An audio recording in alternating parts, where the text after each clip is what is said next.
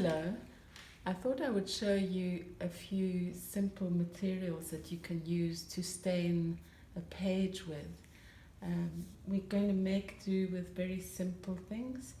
I think the pandemic has shown us that making do is a good skill to have, and it's actually quite creative. So here I have a strong brew of, it's a tea bag of rooibos with just very little water. Here there's some red wine, but you could use berry juice or beetroot juice. And turmeric makes a beautiful yellow color. I found some old cartridges from a fountain pen, so you can just pierce the top and pierce the bottom, and then this beautiful color will come out, which is probably just enough for a session. And so let me just start by staining the page. The page looks so pristine, and it's good to just intervene and make a mark.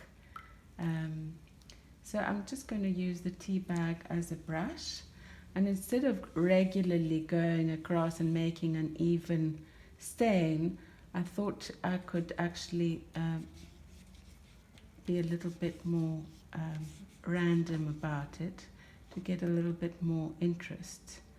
And maybe to that I can add some red wine, which starts to react and interact with the rooibos tea, and it has a lovely fleshy tone, which can be quite nice, especially if you're doing a portrait. You could even stain the page to start with and get a nice base. Now, this blue is very strong on its own. I'll just show you by just putting one little blob down. See how it starts to bloom on the page, and then you can also direct that outwards to do other things. And these interventions you don't really have any control over, which is the beauty of it. You just have to improvise. It's like being a jazz pianist. You just have to improvise in the moment. But these are now quite appealing. They're sort of like little veins, and you can really go to town on those. And then let me just put a little bit of diluted blue here, and watch it affecting the edge of the wine.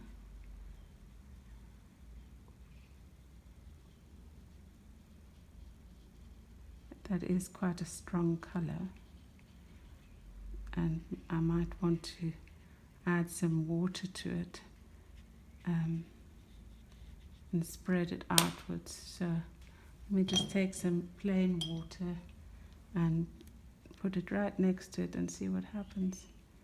Actually, the water starts to then bloom into the ink, and you see that, and it gives enough force for the ink to start pushing into the rest of the surface.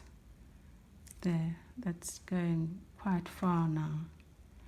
So you can really have fun with this and be quite playful, knowing full well that if you're working with mixed media, this is a base, which means you can cover it up and stick other things on top. But it is quite fun and liberating to just see what materials can do on the page. There you go. If this